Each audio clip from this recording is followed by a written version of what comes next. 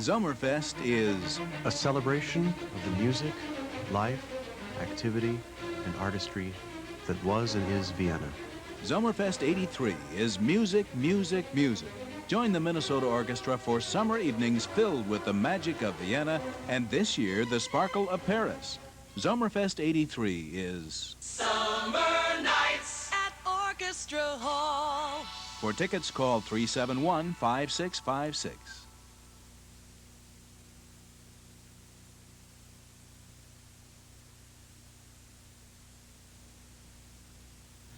WCCO Television, Minneapolis, St. Paul. From the WCCO television newsrooms in the Twin Cities and in Washington, D.C., this is the 10 p.m. report with Mike Walcher, Dr. Walt Lyons, and Tom Hanneman. Good evening, everyone, and thank you for joining us. The jury is still out at this hour trying to reach a verdict in the criminal negligence trial of Craig Swanson. He's the Elk River swimming coach accused in the hit-and-run deaths of 2 girls last November. Jim Newman is in Hastings awaiting that verdict, and he has a live report now. Jim? That's right, Mike. The jury has been deliberating for more than 2 hours now, and the 3-week trial went to the jury at about 5 this afternoon. The closing arguments were slow but thorough, both sides accusing the other of being less than fair with the facts. The state against Craig Swanson concluded today, amid prosecution charges, Swanson is a liar, and defense claims the state exaggerated its case. The jury received its final instructions about 5 this afternoon. It had heard a 2-hour, 20-minute final summation by prosecutor John McGibbon. McGibbon said Swanson's defense was a fabrication. McGibbon appealed to the jury to force Swanson to begin facing reality by finding him guilty. McGibbon admitted all the evidence against Swanson is circumstantial, but he said the jury would be justified in reaching a verdict of criminal negligence against Swanson. He cited evidence that indicates Swanson may have been drunk when he hit the girls, but defense attorney Joseph Friedberg said the state was engaging in fact distortion. Friedberg told the jury the state presented only that evidence tending to support its case, ignoring facts that raised doubts.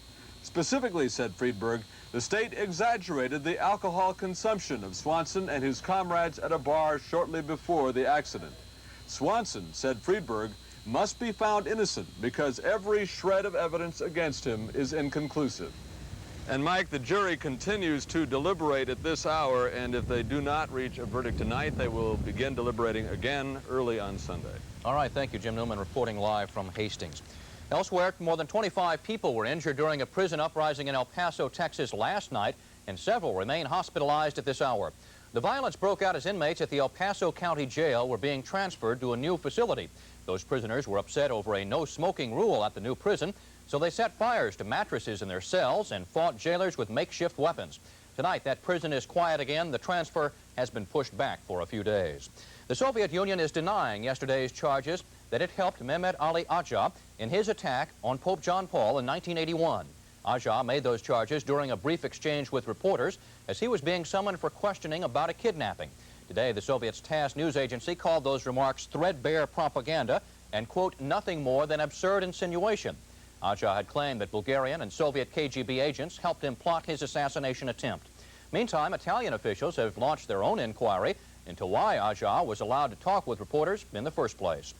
For the first time ever, a top American official tonight is holding secret talks with Salvadoran rebels. Presidential envoy Richard Stone arrived in Costa Rica with a mandate to talk about new elections in El Salvador and Nicaragua. Stone was reportedly instructed not to offer the rebels any role in the government unless they win that right at the ballot box. Stone refused to talk very much about the very delicate negotiations. The rebels have their own separate set of demands, and it may not be easy to get them to lay down their arms. Tonight, investigators have new material to pore over in the probe of how top White House officials got their hands on Carter campaign strategy during the 1980 election. A memo from now White House Chief of Staff James Baker was uncovered, a memo outlining inside information on the Carter campaign. Baker wrote that he got that information from Reagan campaign worker Wayne Vallis, who says he has told the FBI his source of those leaks inside the Carter camp. Baker also has spoken with the FBI. President Reagan today sought to ease some of the criticism of his administration on another front, the so-called fairness issue. Reagan advisors are worried that the president is perceived by some to favor the rich. In his weekly radio talk, Mr. Reagan said he is committed to fairness and would not be deterred by, quote, merchants of gloom and doom. We're committed to fairness, and we'll continue to take actions needed to bring it about throughout our society. And to underscore his point, Mr. Reagan announced that he will ask Congress to strengthen housing laws to protect poor people and minorities. He wants to make it easier for people to bring suits charging housing discrimination. The president spoke today from Camp David. Mr. Reagan is running into some trouble on both sides of the political fence at the National Women's Political Caucus going on this weekend in San Antonio, Texas. At today's session, delegates heard their leaders demand that President Reagan not run for re-election. And many of those demands came from Republicans, including one of the few leaders of a national women's group to maintain good relations with the Reagan White House over the past couple of years. For the sake of American women, Republicans, Democrats, and independents, please step down. Other speakers today accused the Reagan administration of fostering bigotry because of its, quote, benign response to the concerns of American women and its failure to make both government and business provide equal opportunities for women and for minorities. The annual Jobathon held by an Iowa television station last night apparently caught the president's eye and ear. He was one of the people who called KGAN-TV in Cedar Rapids as the station was trying to match up area employers with job seekers. Close to 300 jobs were offered to the 400 people who went on the air asking for work. And President Reagan himself called from Camp David to say the program was a good example of private sector initiative at work. In Memphis, Tennessee, people have been camping out overnight, hoping to land one of the 350 jobs available at the Morrell meatpacking plant. More than 3,000 people showed up for applications today. In fact, the pushing and the shoving got so bad that police had to come in to quiet people down. Last year, this plant closed down, laying off 500 union workers. But now, citing an improved economy, the firm is reopening. Nevertheless, it is hiring only non-union workers who will make less than half the salary earned before those layoffs. The 10 p.m. report will continue in just a moment.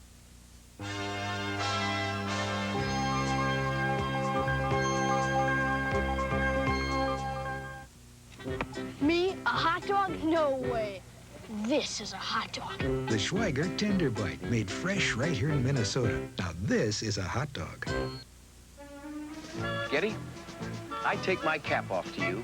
You've introduced this town to the kinds of gasoline it needs.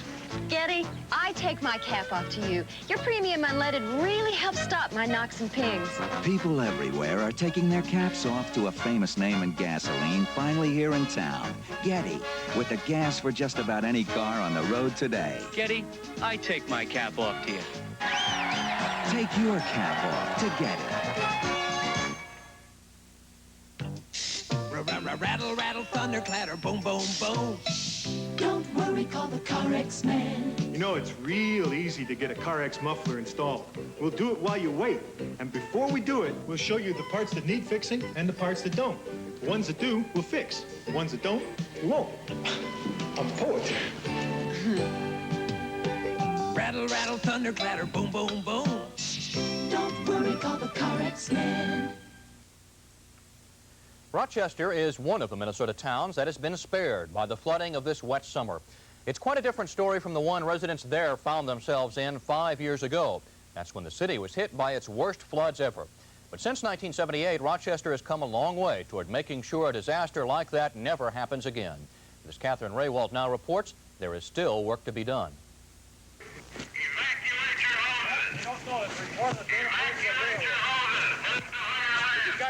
Cut off your gas and electricity. It was a night of terror. The water rose rapidly. Families found themselves trapped in their houses. 5 people were killed, hundreds left homeless. The basement caved in on Darrell Strain's house. He, his wife, and 3 children huddled inside. From down the street, they heard screams, but there was no way to help. It's hard to imagine all of that now. The neighborhood is so peaceful, Bear Creek so gentle, but Alderman Strain has not forgotten. Every time it rains, I'm nervous. I don't want to go through that again. My family and all these families were definitely in danger that night because we were trapped in our homes. It happened that quick. We don't want to go through it again. Strain says the city has done all it can to prevent this from happening again. It's beefed up its emergency warning system, and it's passed a flood control zoning ordinance. Now it's up to the federal government. Rochester needs federal dollars to clean up and widen 9 miles of existing riverbed. $65 to $70 million would have been reduced. That was the amount of flood damage, and it could have been avoided. We could have paid for our project right there with that one flood. Work will begin soon on 7 water retention dams. They'll go up throughout the county. But Strain says without the additional channel work, Rochester remains vulnerable. Catherine Raywalt, WCCO Television News in Rochester. The man who drowned in Lake Phalen last night has now been identified. He's 22-year-old Craig Bone of St. Paul. Authorities searched the lake almost 5 hours yesterday before finally finding his body about 10 p.m. Bone did not know how to swim, and he drowned while trying to retrieve an oar for the raft he was floating in. And 7 people remain hospitalized tonight following yesterday's serious traffic accident near Woodbury. 17-year-old Bill Deal died in that crash. His mother, Darla, remains in critical condition at this hour in the St. Paul Ramsey Medical Center. Her 2 other children, James and Jennifer, are both in fair condition. Of the remaining 2 youths injured, one is listed as fair, the other serious. And the Illinois couple injured in this crash also remains hospitalized tonight. The nightmare has come to a happy ending tonight for the family of an 8-year-old North Carolina boy missing since last Saturday in the rugged mountains along the Tennessee border. A 6-man search team found Michael Reel today, about 2 miles from where he disappeared while on a camping trip with his family. He was in good condition, suffering only from minor cuts, insect bites, and possibly a cold. There is no word yet on how the boy spent the last 8 days. Tonight, he's under observation at a North Carolina hospital. 500 gallons of contaminated water were accidentally spilled yesterday at Pennsylvania's crippled 3 Mile Island nuclear power plant. It happened when an instrument line ruptured inside a building that houses the reactor coolant system. Spokesmen for the plant say no radiation was released. A strong earthquake jolted the town of Coalinga, California today, toppling boulders and touching off 3 oil field fires as electrical lines fell to the ground. Fortunately, there were no injuries there. That quake measured 5.3 on the Richter scale. It is one of several hundred aftershocks that have rocked the town since the devastating earthquake that hit there last May. Trumpeter swans, which once inhabited the wetlands of Minnesota, may be on the verge of a comeback here. Their numbers were wiped out back in the 19th century when settlers hunted them for food. But now, as Barb Brown reports, Hennepin County and the State Department of Natural Resources are working to provide the creatures a safe home in our area. Since the late 1960s, Hennepin County officials have been working to restore the grand trumpeters to this area. In the past year, the DNR has been able to use chickadee checkoff money to aid the project. The aid included bringing a dozen eggs here from Montana. 4 of the last 5 eggs are expected to hatch any day now. 7 are already thriving cygnets. The trumpeter swan represents a part of our natural diversity which we lost, and we do have the habitat and we have the technology and the funding to bring this all together so that we can restore a species which I think we would receive a great deal of enjoyment from. There are now 6 nesting adult pairs of trumpeters in the Hennepin County Park Reserve District. They've hatched so far this year 26 cygnets, the most ever since the restoration project began. With the 11 newcomers to the state, officials hope they're on the road to a stable or growing population. Once the population here is self-sufficient, they hope to restore the trumpeter to other parts of the state. But the young swans are vulnerable, and research is going on to determine their nutritional needs. Well, one of the primary questions you ask when you want to reintroduce a bird is where are you going to release it? And we have such a variety of wetlands that produce different kinds of animal life and plant life that we want to match the cygnet's needs with the wetlands. With the recent state involvement in the trumpeter restoration program, Hennepin County officials hope the program will move along more quickly than it has. And in the not-too-distant future, they hope to establish migratory patterns, so these and many other trumpeter swans will summer here permanently. With photographer Dick Nordling, Barb Brown, WCCO Television News at Lake Rebecca Park Reserve.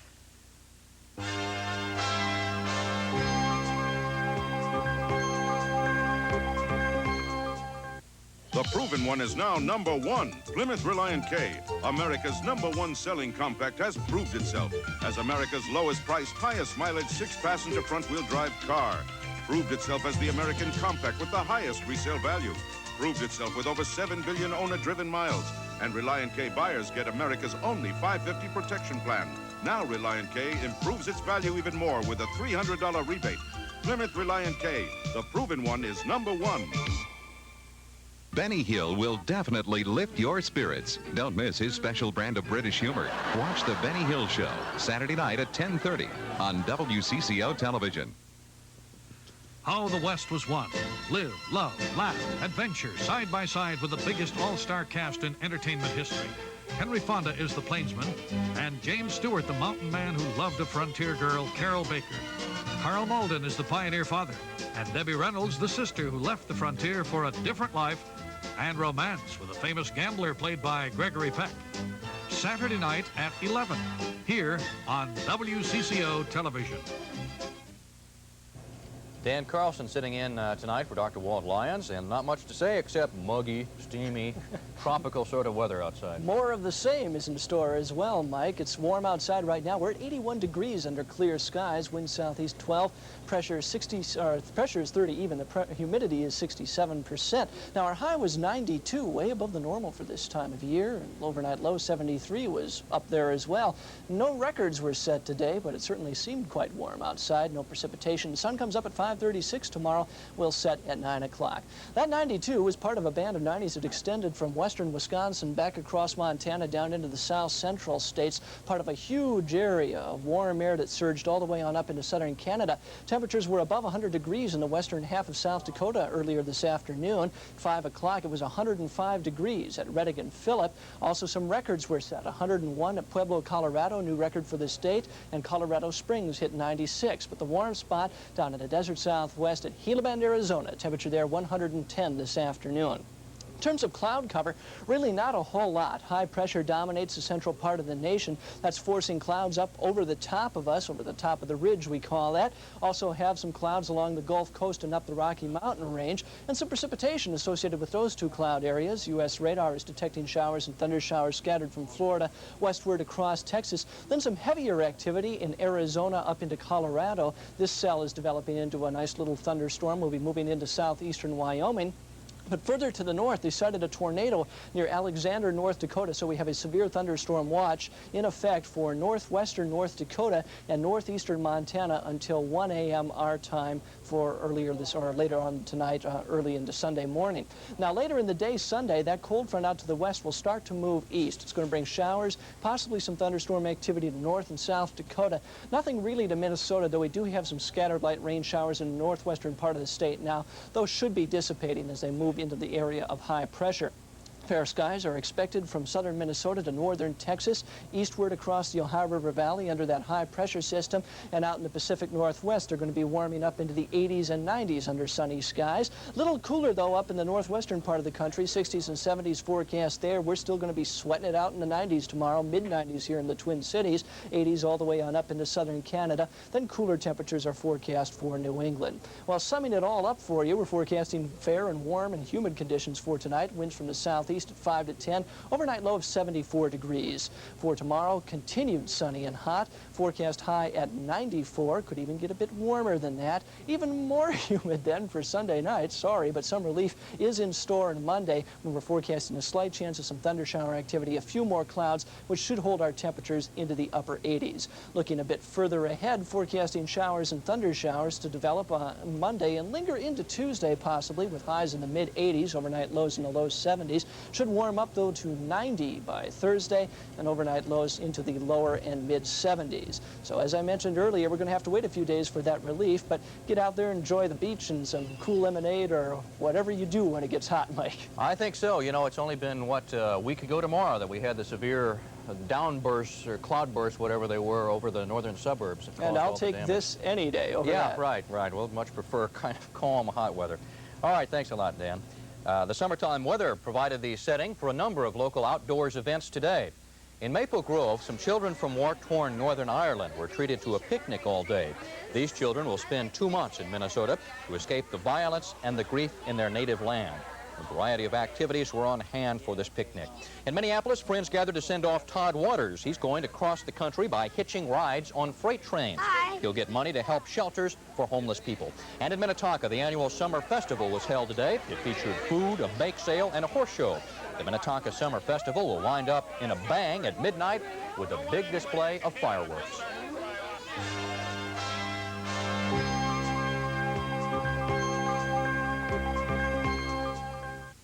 battered women, who they married, why they married them. Because I always believed that it would just go away. What triggered it? I feel bad about myself. I don't like myself. I was trying to get her to hate me just as much as I hated myself. And I was going to beat the hell out of her to make her do it. The woman is the victim, but the husband or the man has nowhere to go. We hope you'll join.